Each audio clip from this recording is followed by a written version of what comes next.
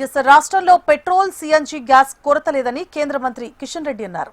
కవాడిగూడలోని CGO towers లో oil marketing కంపెనీలు dealers associations తో కిషన్ రెడ్డి సమావేశమయ్యారు.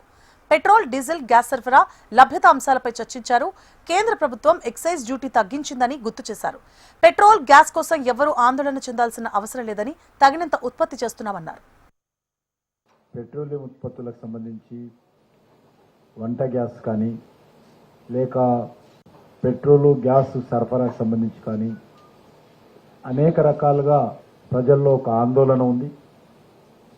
అక్కడక్కడ కొన్ని ఇన్సిడెంట్స్ కూడా పెట్రోల్ పంపుల్లో పెట్రోల్ లేదని చెప్పి మరి పెట్రోల్ పంపులు మూసేసినట్టు, కొన్ని మూసినట్టు కూడా మనకు వార్తలు వచ్చాయి. యుద్ధం నేపథ్యంలో ఏర్పడినటువంటి పరిస్థితులు ఇవి.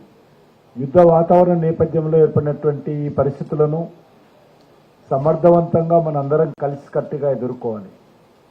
మనకు ఎవరు కూడా తెలంగాణలో అది పెట్రోలియం విషయంలో కానీ, డీజిల్ విషయంలో కానీ, వంట గ్యాస్ విషయంలో కానీ ప్రస్తుతానికి ఎవరు కూడా టెన్షన్ పడాల్సినటువంటి అవసరం లేదు.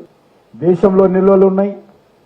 మన తెలంగాణలో ఉన్నటువంటి అన్ని ప్రాంతాల్లో కూడా సరైనటువంటి పద్ధతిలో సరఫరా జరుగుతూ ఉంది.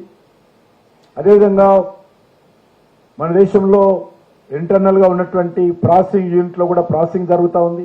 విదేశాల నుంచి రావాల్సినటువంటి ఉత్పత్తులు కూడా మనము విజయవంతంగా ఇంపోర్ట్ చేసుకునేటువంటి ప్రయత్నంలో ముందుకెళ్తా ఉన్నాం.